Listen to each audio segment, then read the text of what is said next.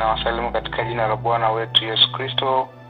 Ni tumaini langu na namshukuru Mungu kwa kutupatia platform tena hii kukutana kwa ajili ya kujadiliana machache kuhusiana na uteja au uraibu, ikiwa ni muendelezo wa sehemu yetu ya pili ya kipindi mara baada ya sehemu ya kwanza kupita. Sitachukua muda mwingi sana kuanza mwanzo, lakini tuliweza kuona kwa ufupi kwa wale ambao mkini leo ndo wameanza kusikia mada hii addiction, wamehudhuria kwenye platform yetu hii. Tulizungumzia addiction ile kupoteza uwezo wa kujicontrol juu ya swala lote lile na kupoteza maamuzi yako mwenyewe. Lakini ukienda kitaalamu zaidi unaweza kusema ni brain process ya kujireward every time na unafeli. It's a chronic brain disease of rewarding. Na inasababisha kuleta matatizo mengi tuliweza kuona. Sasa leo tunaenda kwa sababu ya muda wetu na dakika 10 kama nilizopewa. Kufikia saa 3:25 nafikiri nitakiwa kuweza kumwalika Dr. Pasco kuweza kuendelea kwa heshima kama nilivyoambiwa. Mchakato wa kuvunja tabia na sio addiction tu peke yake. Nafikiri tutaweza kuona namna ambavyo baadhi ya wanasayansi wa tabia wameweza kupendekeza na kueleza mchakato wa kuweza kuvunja huo mchakato wa addiction, kuweza kuondoa kwenye maisha. Tutaweza kuona baadhi ya insights kutoka kwa behavioral science namna ya kufanya. Sasa kiufupi, katika utangulizi wangu unapoanza kueleza swala zima la addiction, huwa ipo katika level mbalimbali. Katika addiction ya level ya chini kabisa, ambayo inaweza kawa ni kawaida ndio imeanza kudevelop, lakini kuna addiction ambayo inaweza kuwa kwenye level ya moderate, ya kati na level ya juu sana.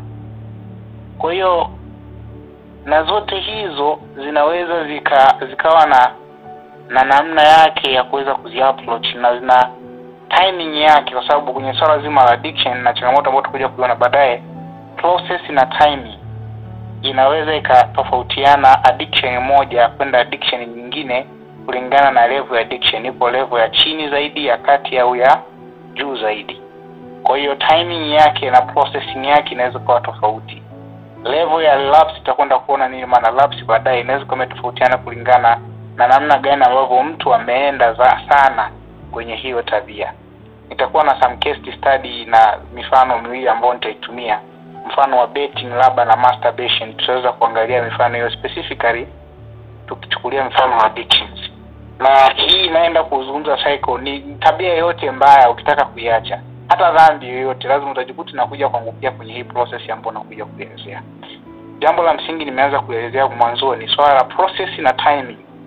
Kwa timing inakuwa determined na level ya addiction ilipofikia, lakini process pia inaweza kuwa determined na level iliyofikia na type of addiction. Kwa umesikia baadhi ya wana psychologia na baadhi ya wana science wa tabia wanakwambia tabia siku 21 mtu anaanza kaacha tabia. Hizo ni stories za watu wakizungumza. Inatokana ni aina gani ya tabia na mtu yupo kwenye level gani. Kuna tabia inaweza kuhitaji hata mwaka mmoja kubadilika, miezi 3, miezi 6, itatokana na aina gani ya addiction na namna gani ambavyo mazingira uliopo na vitu ambavyo utaenda kuvieleza baadaye. Sasa niende moja kwa moja kwenye pati ya msingi ya kwanza kuelezea namna ya kuweza kubreak cycle addiction. Wanasayansi wa tabia wameweza kuelezea kwamba kwanza kabisa ili mtu aweze naomba nizungumze hiki kabla sienda mbali. Nilisema ile lose of internal control, mtu anapopoteza ile internal control, jambo la msingi la kuweza kujua ni kwamba anahitaji external power ya kumrudishia internal control ambayo ameweza kuipoteza. Sasa mara nyingi addiction huwa inaambatana, ni ngumu wakati mwingine, naweza kudeclare kwa mtu yote hapa, ni ngumu wakati mwingine ku break addiction by your own effort. Narudia tena, ni ngumu ku break cycle addiction kwa kiasi fulani by your own effort, kwa sababu remember addiction it's a loss of internal power ya kucontrol. Kwa ndo maana mara nyingi addiction huwa inahitaji support system. Kwa hiyo ukiwa na addiction yoyote ile au ukimwona mtu yote na addiction yoyote ile, lazima ujue ni ngumu kuweza kujinasua wewe mwenyewe. You need a support, sababu internal power ilishapotea. Take that one. Yani hiyo ni msingi sana kwenye process ya kuweza kubreak. Kwa ndo mara nyingi unaweza kuta mtu anapambana mwenyewe kwa kivyake vyake sababu hajatengeneza support system ya kuweza kujinasua. Sasa wanasayansi wa tabia wamesema ili mtu aweze kubadilika, kama namsaidia au yeye mwenyewe individual, huwa ana tabia mwanadamu ya kujiuliza maswali yafuatayo, kama sio 5 ni 6. Hayo maswali ndiyo ambayo huwa yanadetermine either mtu aweze kufikiria kubadilika au kuachana na addiction au aendelee na addiction.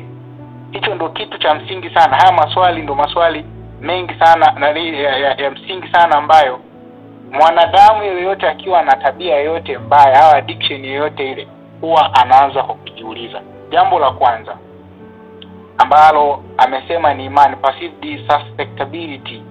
Mwanadamu yeyote yule akiwa na addiction au jambo lote baya huwa ana tabia ya kujiuliza riski ya ile tabia anayefanya. Huwa anatendi kuanalyze riski, ni kwa kiasi gani yuko kwenye riski kubwa ya kudevelop problem, tatizo.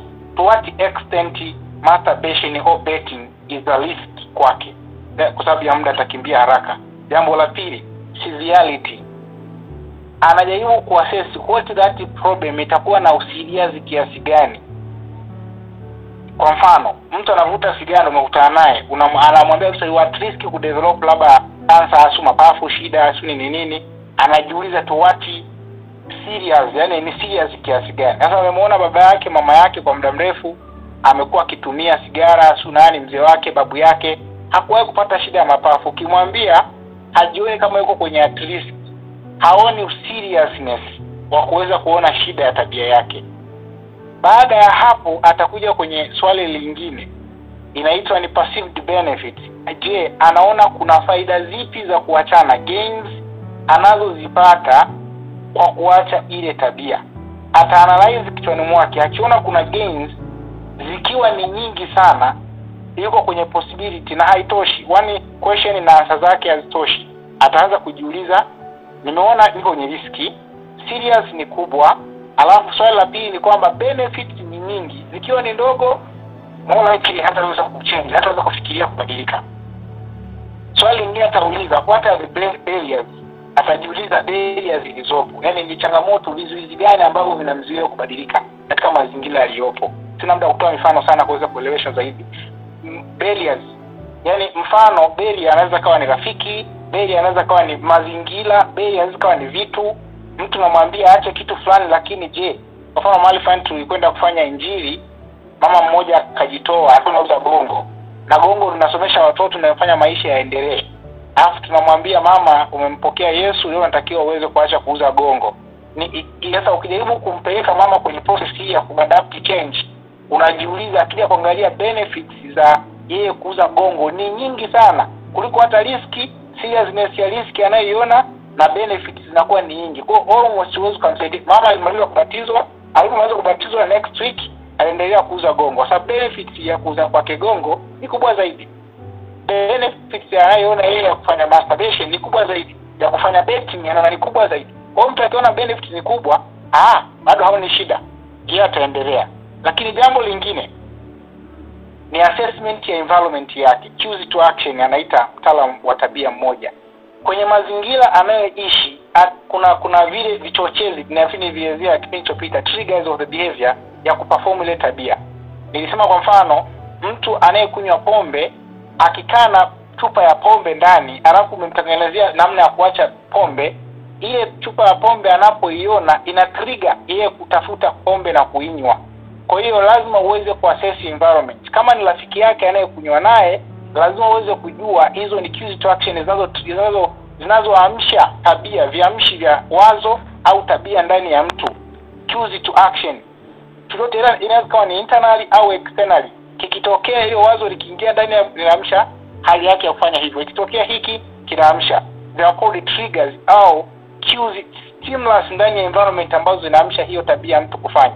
Hata kwenye kuchange lazima msaidie mtu kuweza kuassess ya mazingira. Last swali analojiuliza ni self efficacy. Self efficacy ni uwezo anaopasivu mtu juu ya kuacha. Je, anaamini anaweza kuacha betting? Je, anaamini anaweza kuacha masturbation? Je, anaamini anaweza kuacha pombe? Anaamini anaweza kuacha sigara?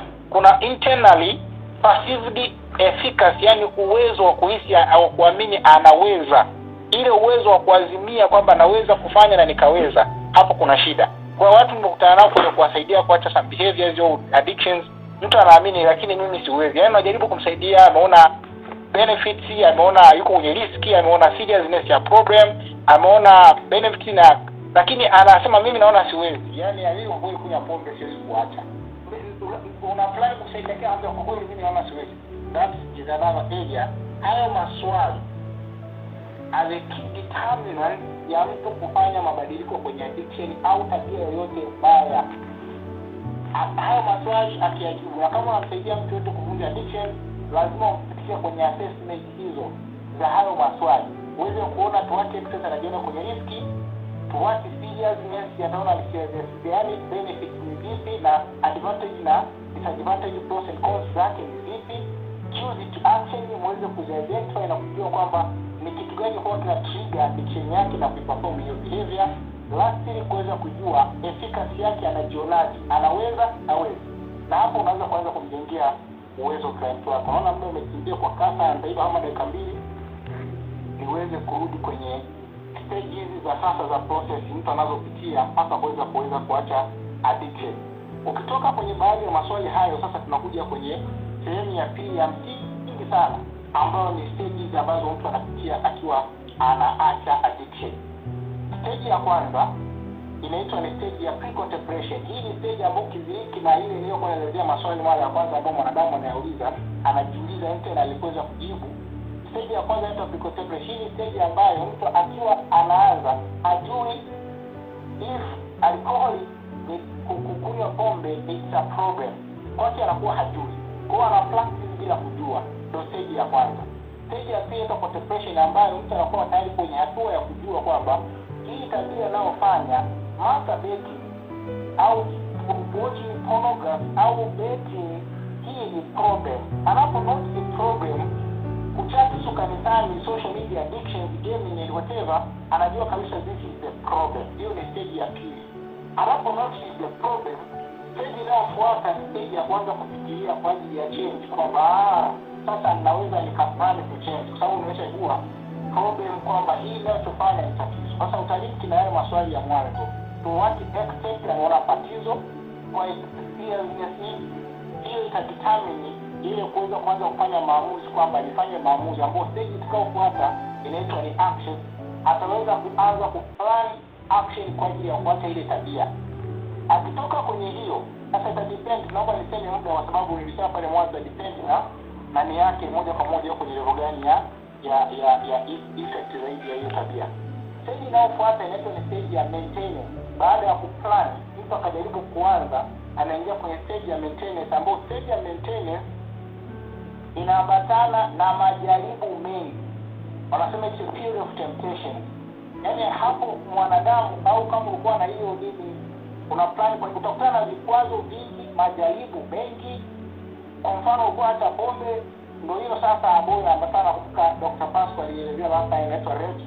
REPS ni neno la salamu ambalo linazungumzia ile hali ya mtu alikuwa ameacha addiction fulani au ameacha kitu fulani, lakini kwa bahati mbaya bila kukusudia, unconsciously anajikuta amekunywa pombe tena. Ni kipindi kigumu sana, na ni kipindi ambacho wengi wote tunaurudisha kwenye tabia, kwa sababu kinaambatana na wakati wa kukata tamaa. Kwa mtu amesurvive for example kwa miezi 2, 3, 4, amesema mimi kwa kweli sitafanya masturbation, sitarudia kabisa, mimi sitarudia kufanya betting, sitarudia kunywa pombe, sitarudia kuvuta sigara. Anajitahidi mwezi mzima, mwezi wa pili anashangaa siku amekunywa tena pombe. Sasa yeye anapatana na guilt na shetani. Ukienda spiritually, shetani anatumia hiyo opportunity vizuri. Hata kwenye dhambi ukienda context ni vile, anaanza kuambia unaona hauwezi tena, wewe hamna, wewe ni kule.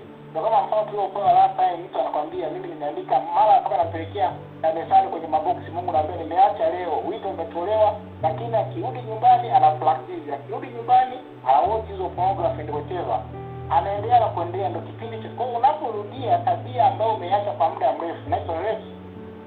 kuwa makini. Shetani huwa anaitumia sana hiyo stage kukurudisha nyuma, ukatisha tamaa na kuona kwamba huwezi tena, na ukishaona hauwezi kuendelea tena, utarudia tena na tabia na tena. Utajaribu kuacha tena, utaenda miezi mingi, utarudia, utajikuta unakata tamaa. Sasa hicho kipindi ambacho ukiwa na support system, either kuna namna ambavyo wewe ni mwanasaikolojia au neuroscientist ambaye anakusaidia, au mtu yote ambaye umeamua kufunguka kwake juu ya udhaifu wako, sababu nimeshakwambia kule mwanzo, kurudisha internal control unahitaji support system ya nje. Kwa hiyo lazima udeclare kwa mtu, bwana, mimi nina shida ya kufanya pono, naomba nishirikiane na wewe kwa ajili ya kuweza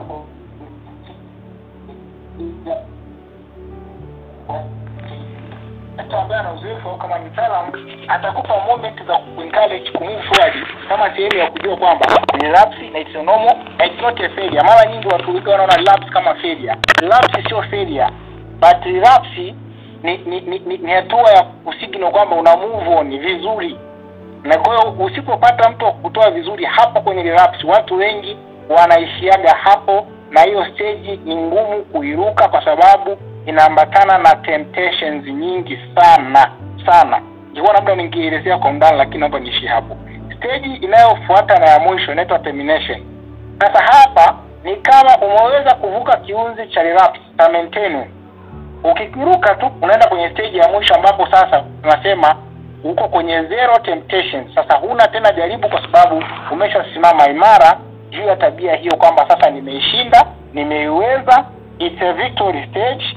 100% you are confident kwamba I have made it, nimeweza kuacha. Kwa hiyo ndio stage ya mwisho kwenye mchakato. Ukifikia hapo imeisha, unakuwa umewini na umeachana na addiction. That's the cycle, that's the process. Kwa in short, in summary, kuna maswali haya ya kujiuliza 5, lakini ukitoka hapo tumekuja kuelezea stage ambazo mwanadamu yoyote lazima azipitie, kuanzia kwenye pre-contemplation, kutojua ni tatizo unachokipractice, kuja kuelewa ni tatizo, kuplani kuacha, kuingia kwenye process ya kuacha, kuingia kwenye relapse, kushuka kwenye relapse, utakutana na majaribu, ukisipoyashinda utapotea, utarudi kule. Ukiyashinda utaenda kwenye termination, means umestop your habit na kuweza kumove vizuri zaidi. Kwa sababu ya muda naomba niishie hapo na niweze kumwalika kaka Pasco na Daktari Pasco kuweza kuendelea hapo nilipoishia juu ya namna ya kuweza kubreak cycle ya addiction. Kaka Pasco, kama unanipata, karibu uweze kuendelea.